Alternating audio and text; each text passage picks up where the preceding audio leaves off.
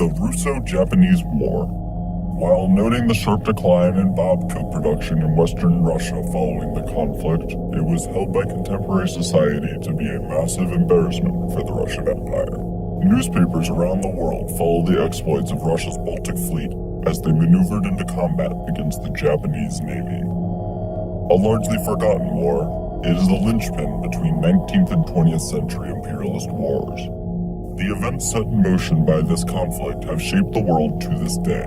I'm turning it over to Agent now, who will be leading this lesson on the Russo-Japanese War. Chairman out. After being forced to interact with the outside world and having nothing good to show for it, Japan was in a bit of a funk at the end of the 19th century. The islands had been united, but white men with guns and no manners had shown up and ruined everything. The young generations felt mightily cucked. To get things in order, the government saw an overhaul called the Meiji Restoration, meant to uncuck Japan and restore it to its perceived former glory. The Meiji government was headed by a council of 5 powerful lords who really wanted to expand the Japanese Empire into Korea. It was very trendy. Which was the style at the time. The only question that remained was when Korea should be invaded. The Chinese and Russians were too powerful still for open conflict, so many of the conservative factions wanted to amass better equipped and trained troops before an invasion. The liberals wanted to go to war immediately, and ultimately, they gained popular support. 1890s Manchuria was heavily a Russian colony, though legally a Chinese territory. Many of these colonists would later go on to form the Russian Fascist Party and an armed resistance to the Soviet Union, ironically working for the Japanese Empire. When the Communist Revolution took hold and the liberals' White Army was defeated after their insurgency, many former liberals immediately jumped on the fascism bandwagon as the only logical alternative to communism. Today, the major Russian Manchurian city of Harbin is the 8th largest city in China. It was the cultural center of China in the early 20th century. It was a massive colony of 700,000 by the time the Red Army showed up again in 1945 to liberate it from the Japanese Empire. In the 1890s, a Neo-Confucian religion based on loose Korean nationalism emerged called Donghak. They wanted to create an independent Korean state for a multitude of reasons, but Japan absolutely didn't want that to happen, so they sent in troops to massacre peaceful religious protesters in 1894. China, allied with the regional government, sent their own troops into battle, and Japan had the promised war in Korea after all. It was real quick, and the Chinese got smacked hard. Their navy was destroyed, and their army ran all the way back to China from Seoul. The peace treaty signed in 1895 saw China lose both the Liaodong Peninsula and the island of Taiwan to Japan. This is important. Obviously. Russia got sweaty at the thought of having to go to war with another country in order to re-establish the warm water port in the Pacific, so they found an old treaty that said France had an IOU to Russia diplomatically, and got the combined might of their empires to threaten Japan into giving back the Liaodong Peninsula. Germany, who had basically just appeared out of thin air about a decade earlier, also signed on to the treaty, hoping that if they helped Russia's colonial interests this time, the favor would be returned later. This is important. Obviously. Japan had officially ended the war, but if we know anything about warfare, it doesn't end with a treaty.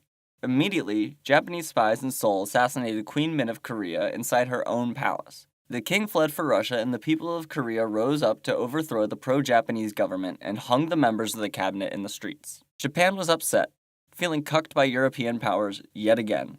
The whole point of the Meiji Restoration was the end of the cucking, but it had seemingly achieved nothing apart from creating a highly trained, nationalistic, and resentful generation of young men. With the king of Korea seeking asylum in Russia, the Russian Empire sent large amounts of troops into the Liaodong Peninsula, occupying it for the Chinese. With the construction of the Trans-Siberian Railroad, a new branch was built to reach this recently acquired land, for which legal purposes was a joint venture with China. However, it was Russian-operated, Russian-employed, built to match Russian specifications, and had the Russian army stationed all along the tracks to keep watch for bandits.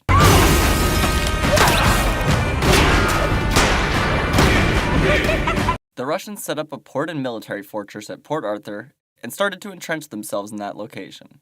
At the same time, France and Britain expanded their empires by making significant gains in China. Nearby, the Germans grabbed a piece of land and created their own military base because they couldn't handle being left out of colonial affairs. 3 months after showing up at Port Arthur in 1897, the Russians rebased a fleet of warships off the coast and politely suggested that China lease them a land of Port Arthur, the surrounding waterways, and the land connecting it to the city of Harbin. China agreed, and immediately the Russian Empire kicked into full development and started building a massive fortress, expanding their ports, harvesting any and all resources in sight, and laying down a new railway between Harbin and Port Arthur. To the Japanese, this was worrisome. To the Chinese, the railway alone was enough to go to war with Russia. Coincidentally, China was going through some restructuring of their upper management due to the Boxer Rebellion. The Boxers attacked the Russian railroads, burning them and cutting telecommunications lines. This climaxed when the Boxers committed the unforgivable sin of murdering a Russian mercenary, to which the Russian Empire responded by sending in 177,000 troops and kicking all of the Chinese out of the Liaodong Peninsula. Once the Boxer Rebellion was over, most countries who had assisted the Chinese called their armies home. Russia didn't budge. They dug their troops into the Liaodong Peninsula and kept making vague assertions that the armies would be recalled. Russia started to use Port Arthur to grow their trade and military, the two areas in which you don't want an empire to grow. The Chinese were worried about an invasion. The Japanese were worried about an invasion. Japan figured that to beat the European powers, they'd have to play their games. In 1902, Japan signed an alliance with Britain, who had ignored their pleas for help during the Triple Intervention in 1895 by Russia and friends. Japan had also reached out for help to America, who ignored them and left them to their defeat. This is important.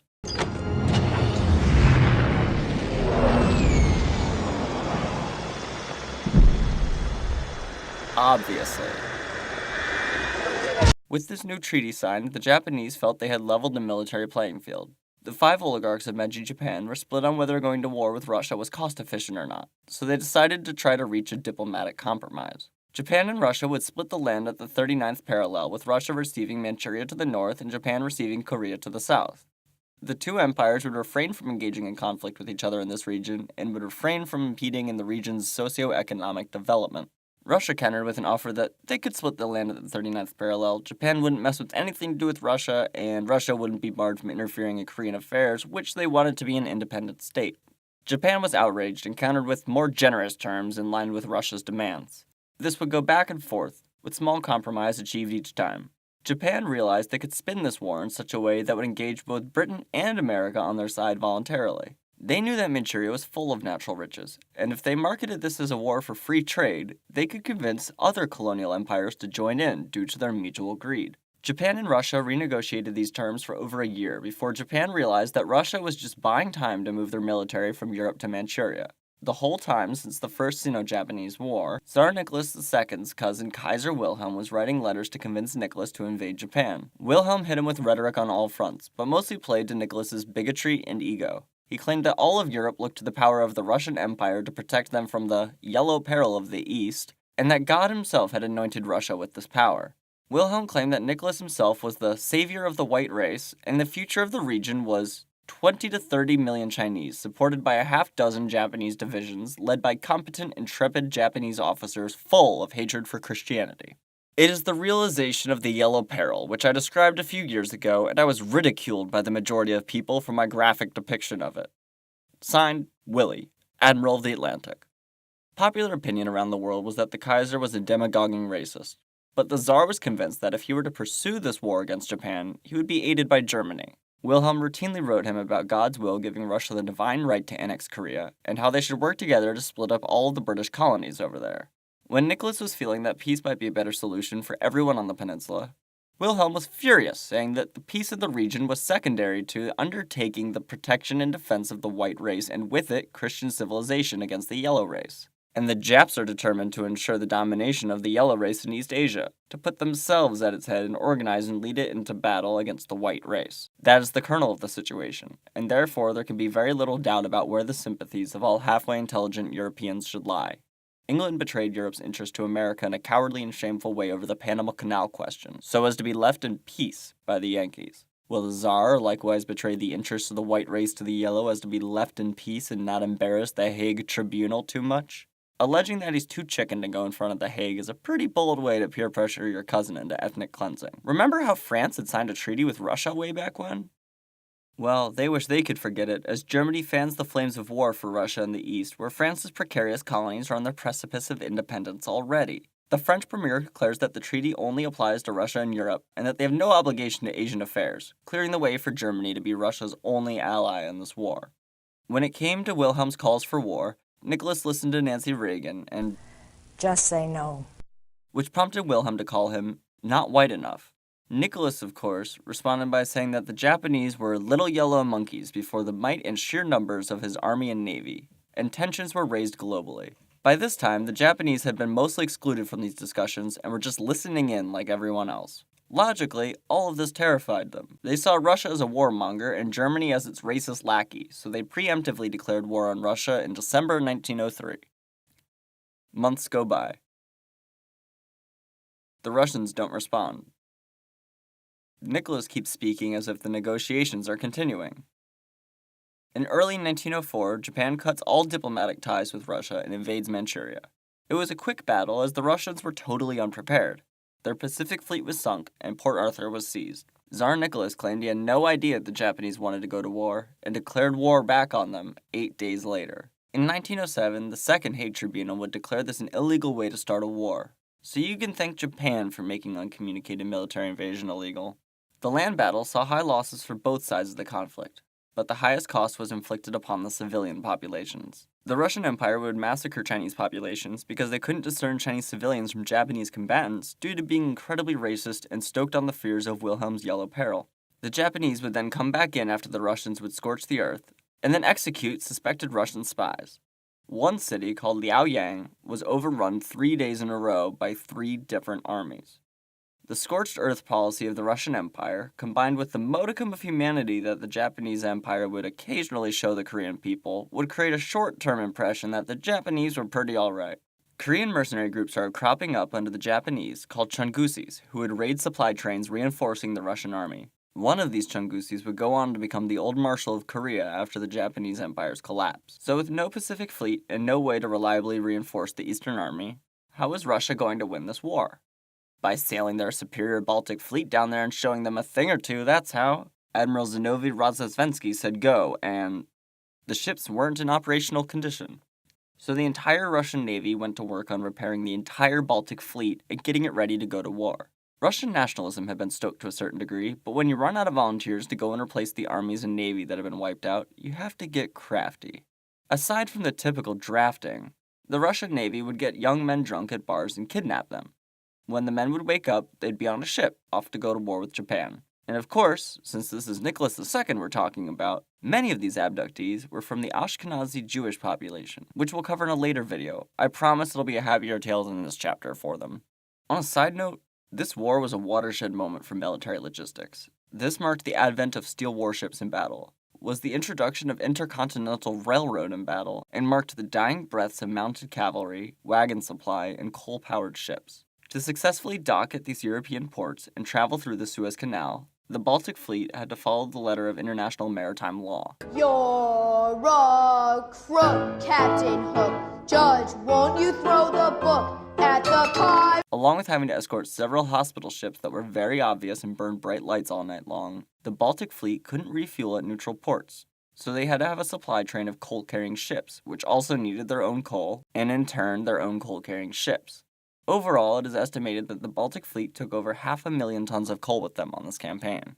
With working ships full of kidnapped men, the Baltic Fleet set off on their triumphant voyage to conquer Japan and save all of Christendom from the Asians. They didn't even make it out of the Baltic Sea before they started attacking themselves. They fired on an advancing small craft off the Danish coast, which turned out to be an intelligence report from the Russian consulate. Luckily, these hungover abductees were terrible shots and nobody was injured. They continued on, now armed with information that the North Sea was a minefield, and took appropriate maneuvers. Admiral Rozhesvensky declared that everyone must be vigilant for Japanese subs, and remarkably, they ran into them a few days later in the North Sea. For 20 minutes, the fleet opened fire on a small fleet of Japanese subs off the coast of England. This time, they promised their admiral, they wouldn't miss. Multiple ships reported torpedo damage, and the Borodino signaled that they had been boarded by a Japanese warship, prompting their sailors to abandon ship or draw swords like pirates. The capital battleships had cleverly encircled a small group of cruisers and fired heavily upon them until they received the signal to stop firing. When the smoke cleared, they went to search the area they had been bombing. Most of the shelling had missed, including a ship that had hit 0 of 500 shells fired. However, they found dead British fishermen and realized the return fire they were receiving had been from the other side of their own fleet. Notably, this friendly fire had killed a Russian priest on board. There were no Japanese ships anywhere. The British really didn't want to go to war with Russia when the entire Baltic Fleet was right off the coast, so they escorted the fleet with a smaller fleet of their own all the way to Spain. Along with Spanish and Portuguese influence, they convinced Admiral Rossosvenski to hand over the officers responsible for the actions taken in the North Sea. So he turned over a couple of them, along with officers who had disobeyed him at points during the campaign, and off he went. One of the ships from the fleet, the Kamchatka, fell off of communications and radar for a few days off the coast of Morocco and returned triumphant from battle. The Kamchatka rejoined the fleet in Tangier and boasted about having routed 3 Japanese warships on their own after firing more than 300 shells. Reports later confirmed these ships were Swedish, German, and French merchants. The conquest continued, and it left Tangier, taking the underground telegraph cables with their anchors, cutting off African and European communications for several days. The fleet stormed onwards towards the British-held Suez Canal. However, after recent events and miscalculations by the Russian Navy, the British were concerned about many of the larger warships traveling through the canal and potentially damaging the passage. So the Navy split, with the smaller ships going through the canal and waiting for the other ships to travel the entire continent of Africa and meet them in a French port in Madagascar. With the fleet rejoined, they sailed expectantly to Port Arthur to find the entire region had been devastated by the war, and there was no Port Arthur to save. So plan B, they would sail for the next town that had docks, Vladivostok. They sailed right between Korea and Japan, and unsurprisingly were completely destroyed by the Japanese Navy. After the battle, the Russian Navy consisted of 3 boats, and the Japanese Navy had lost 117 soldiers. As a result, Japan got all the territory, and Russia had been removed from the world stage. Nobody was happy. The Russians were humiliated, and along with financial collapse, famine, and Polish nationalism, they revolted in 1905. This was violently repressed by an army even larger than the one who had fought in the Russo-Japanese War. This, of course, laid the seeds for the unrest in the following decade, giving rise to the Soviet Union. The Soviet Union would regain this lost territory in 1945, when giving it up becomes a point of contention between them and the United States. The Japanese, on the other hand, didn't think it was a humiliating enough defeat. They wanted the Russians to cede more land, to pay high fines, and for Japan to be the world's superpower. They had been the first Asian nation to defeat a European nation in modern history, and they demanded the respect that they felt they had rightfully earned. They blamed America, as the arbiter of the peace treaty, for ripping them off and siding wholeheartedly with the Russians. Anti-American rioting rocked Japan and forced the Meiji government to make concessions to the public, aggressively incorporating Korea as a colony whose infrastructure was entirely reliant upon colonial capitalism in order to function. So that's what happens if you want to be a colonial power. You have to fight meaningless colonial wars. Russia learned quickly and converted their entire socio-economic system after watching their empire crumble over the next decade. Japan wouldn't be as lucky, being later conquered and colonized much in the same way they had intended to do to East Asia. Thank you, Agent. To our new recruits, please consider donating to our Patreon in order to keep our base of operations running. While mass prison labor is cheap, the grain prices do keep costs high. Patrons receive access to our most sensitive training materials and communications channels. Chairman out.